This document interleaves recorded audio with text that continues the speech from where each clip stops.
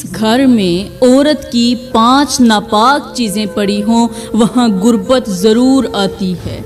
بسم اللہ الرحمن الرحیم۔ السلام علیکم ورحمۃ اللہ وبرکاتہ۔ میری پیاری بہنوں، جس گھر میں عورت کی 5 ناپاک چیزیں پڑی ہوں وہاں غربت ضرور آتی ہے۔ اس گھر میں رہنے والا ہر ایک انسان پریشانیوں کی دلدل میں پھنس جاتا ہے، اور کچھ اس طرح پھنستا ہے کہ باہر نکلنے کا راستہ ہی نہیں ملتا۔ عورتوں کی ان 5 ناپاک چیزوں کی وجہ سے گھر میں رحمت کے فرشتے نہیں آتے، یہ گھر جہنم کا گڑھا بن جاتا ہے۔ عورت کی یہ 5 ناپاک چیزیں اس قدر خطرناک ہوتی ہیں کہ ایک بار ان کے اثر میں آ جاؤ تو زندگی کا ہر سکون چھن جاتا ہے، برکت اڑ جاتی ہے، اور گھر کا ہر فرد ایک ایک کر کے تباہی کی طرف بڑھتا چلا جاتا ہے۔ آج میں آپ کو ان 5 ناپاک چیزوں کے بارے میں بتانے والی ہوں جو گھر میں رکھی ہوئی ہوں تو اللہ کی رحمت دور بھاگتی ہے۔ یہ چیزیں چھوٹی چھوٹی لگتی ہیں مگر ان کا زہر پورے خاندان کو کھا جاتا ہے۔ جس گھر میں یہ 5 چیزیں موجود ہوں وہاں رزق کی تنگی، وہاں بیماریاں، جھگڑے اور بدبختی کا طوفان اٹھتا ہے۔ فرشتے اس گھر کا رخ تک نہیں کرتے، شیطان وہاں ڈیرے ڈال لیتا ہے اور گھر کے سکون کو کھا جاتا ہے۔ میری بہنوں، کہتے ہیں کہ ایک شخص حضرت سیدنا علی کی خدمت میں حاضر ہوا، آنکھوں میں آنسو تھے، دل میں درد کا ایک سمندر موجزن تھا۔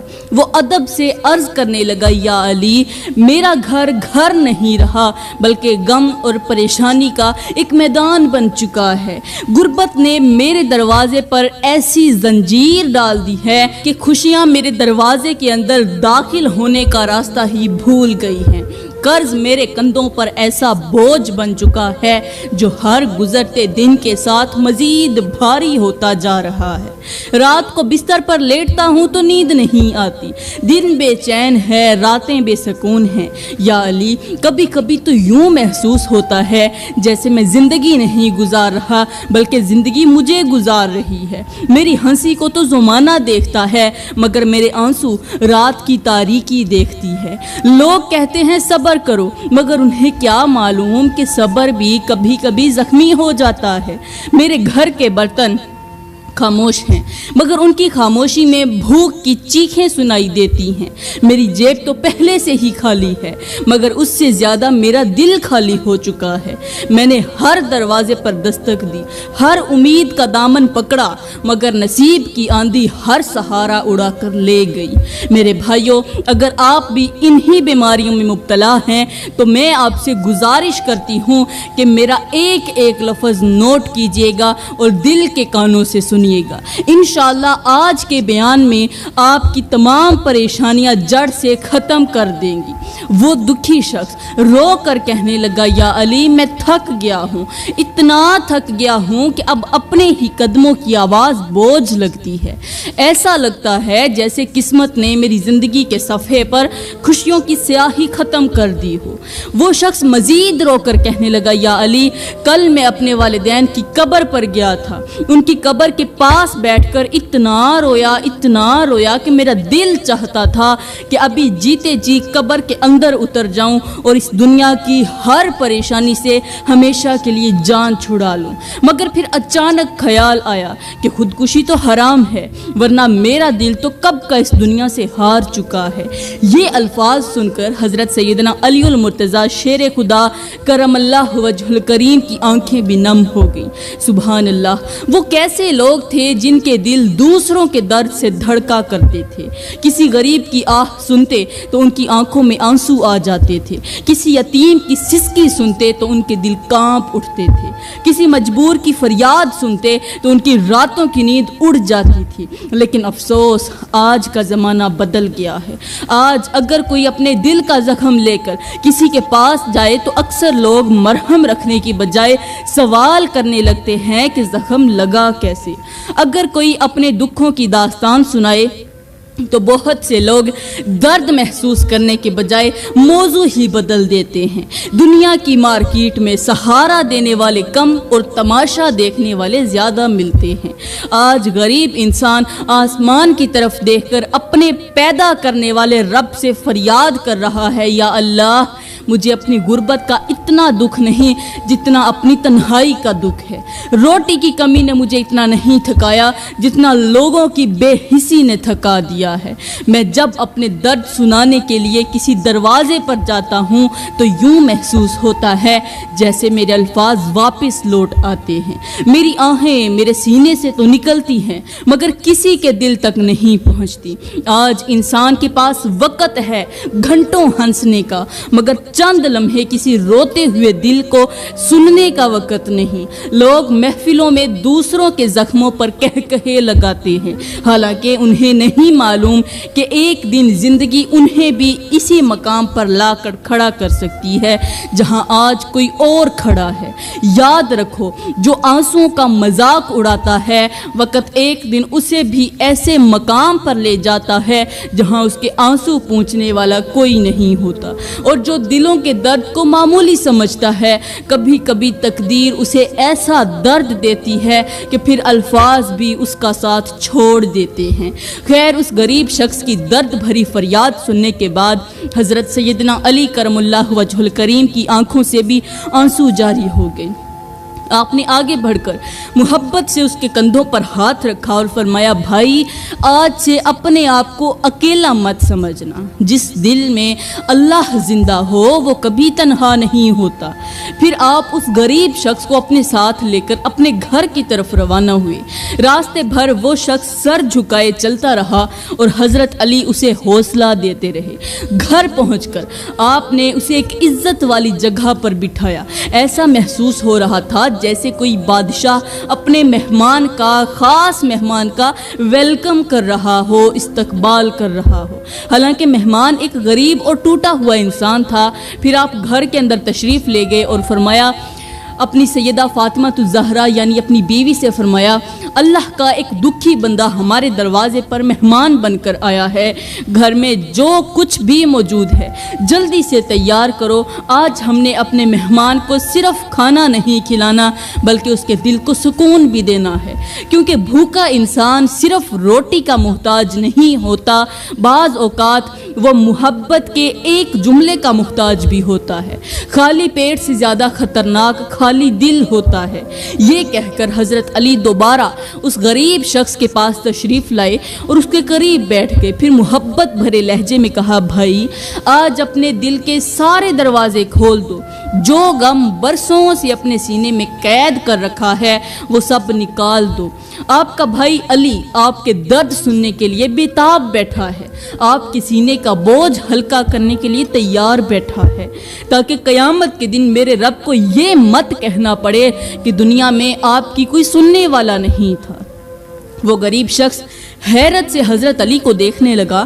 شاید اسے یقین نہیں آ رہا تھا کہ دنیا میں ابھی ایسے لوگ بھی موجود ہیں جو کسی کے زخموں پر سوال نہیں کرتے بلکہ مرہم رکھتے ہیں، جو کسی کے آنسوؤں کو اپنی چادر سے پونچھ دیتے ہیں۔ اس غریب شخص کو یوں محسوس ہو رہا تھا جیسے برسوں سے جلتے ہوئے دل پر کسی نے ٹھنڈے پانی کی ایک بوند رکھ دی ہو۔ اسے لگا جیسے اندھیری رات میں اچانک کسی نے چراغ روشن کر دیا ہو۔ اسے لگا جیسے ایک ٹوٹے ہوئے دل کی فریاد آج کسی نے سن لی ہو۔ پھر حضرت سیدنا علی المرتضیٰ شیر خدا کرم اللہ وجہ الکریم نے اس شخص کی طرف دیکھا اور فرمایا، اے شخص، تو جاننا چاہتا ہے کہ گھر میں پریشانیاں کیوں بڑھتی ہیں؟ کیا تو جاننا چاہتا ہے کہ بعض گھر سکون کے باغ بن جاتے ہیں اور بعض گھر مصیبتوں کی دلدل میں کیوں پھنس جاتے ہیں؟ بعض انسان دنیا سے تنگ کیوں آ جاتے ہیں؟ وہ خودکشی کرنے کو اپنے لیے ایک فریضہ کیوں سمجھنے لگ جاتے ہیں؟ गुर्बत इंसान का मुकद्दर क्यों बन जाती है? नसीब में परेशानियां और दुख क्यों लिख दिए जाते हैं? दिल का सुकून, दिल का चैन क्यों बर्बाद हो जाता है? फरमाया इंसान तबाही की तरफ एक ही दिन में नहीं जाता। पहले वो अपनी एक गलती को मामूली समझता है, फिर दूसरी को नज़रअंदाज करता है, फिर उसका दिल नसीहत सुनना छोड़ देता है, फिर उसे अपने ऐब दिखाई देना बंद हो जाते हैं, फिर वो अपनी हालत का इल्ज़ाम दुनिया को देने लगता है, अपने से वाबस्ता इंसानों को देने लगता है। और जब इंसान अपने ऐबों के बजाय हर कसूर ज़माने का समझने लगे, दूसरों का समझने लगे, तो समझ लो कि तबाही उसके दरवाजे तक पहुंच चुकी है। हज़रत सैयदना अली उल मुर्तज़ा करमल्लाहु वजहुल करीम ने फरमाया, ऐ शख्स याद रखना, बाज़ औक़ात इंसान की ज़िंदगी का ज़वाल उसके अपने घर की गलत आदतों की वजह से भी आ जाता है। बाज़ ऐसे आमाल होते हैं जो घर से बरकत उठा लेते हैं, सुकून छीन लेते हैं और इंसान को परेशानियों के ऐसे रास्ते पर डाल देते हैं जहाँ से वापसी मुश्किल होने लगती है। वो शख्स बेचैन होकर अर्ज करने लगा, या अली जल्दी बताइए वो कौन सी बातें हैं, वो कौन से गुनाह हैं जो घर को मुसीबतों की दलदल में धकेल देते हैं। हज़रत अली ने फरमाया, घर में गुर्बत और परेशानियां लाने वाला सबसे बड़ा गुनाह फजूल खर्ची है। जब आमदन कम हो और ख्वाहिशात ज़्यादा हो जाएं, जब ज़रूरत से बढ़कर खर्च किया जाने लगे, तो फिर गुर्बत दरवाज़ा नहीं खटखटाती बल्कि सीधा घर के अंदर आकर बैठ जाती है। मेरे भाइयों, आज मुआशरे के अंदर कितने ही घर ऐसे हैं जहां लोग अपनी हैसियत से ज़्यादा खर्च कर रहे हैं, अपनी आमदन से ज़्यादा खर्च कर रहे हैं और अपनी ज़रूरत से ज़्यादा ख्वाहिशात पाल रहे हैं। बहुत से लोग सिर्फ ज़रूरत पूरी करने के लिए नहीं बल्कि दूसरों को दिखाने के लिए फजूल खर्च करते हैं, दूसरों जैसा नज़र आने के लिए फजूल खर्चियाँ करते हैं और अपनी असल हैसियत से बढ़कर ज़िंदगी गुजारने की कोशिश करते हैं। फिर वो वक्त आता है जब ख्वाहिशात पूरी करने के लिए कर्ज लिया जाता है। एक कर्ज दूसरे कर्ज को जन्म देता है और दूसरा कर्ज तीसरे कर्ज को जन्म देता है। इब्तिदा में इंसान समझता है कि सब कुछ अपने काबू में है, अपने इख्तियार में है, मगर आहिस्ता आहिस्ता कर्ज उसकी ज़िंदगी पर काबिज होना शुरू हो जाता है। रात को सोते वक्त कर्ज याद आता है, सुबह आंख खुलते ही कर्ज याद आता है, दिल सुकून ढूंढता फिरता है, मगर कर्ज का हिसाब उसका पीछा नहीं छोड़ता। मेरी प्यारी बहनों और मेरे भाइयों, फजूल खर्ची सिर्फ पैसा नहीं खाती बल्कि ये सुकून भी खा जाती है, ये बरकत भी खा जाती है, ये इंसान के चेहरे की मुस्कुराहट भी छीन लेती है। इसलिए अगर तुम अपने घर में सुकून लाना चाहते हो तो अपनी औरतों को कहो कि फजूल खर्ची करना बंद कर दें। उस शख्स ने कहा, हजरत जल्दी बताइए दूसरा गुनाह कौन सा है जो घर में बेपनाह गुर्बत लाता है, परेशानियां लाता है और इंसान की ज़िंदगी का सुकून छीन लेता है। हजरत अली ने फरमाया, घर में परेशानियां और गुर्बत लाने वाला दूसरा गुनाह ये है कि मियाँ बीवी हर वक्त एक दूसरे के साथ झगड़ते रहें, हर वक्त एक दूसरे को ताने देते रहें, हर वक्त एक दूसरे के ऐब तलाश करते रहें। फरमाया, याद रखो जिस घर में सुबह झगड़े से शुरुआत हो और रात नाराज़गी पर ख़त्म हो, उस घर से सुकून आहिस्ता आहिस्ता रुखसत होना शुरू हो जाता है, वहाँ खुशियाँ ज़्यादा देर नहीं ठहरती। फिर फरमाया, याद रखो घर की दीवारें ईंटों से बनती हैं मगर घर का सुकून अच्छे इखलाक से बनता है। जब इखलाक ख़त्म हो जाएं तो खूबसूरत महल भी कैद खाना लगने लगता है।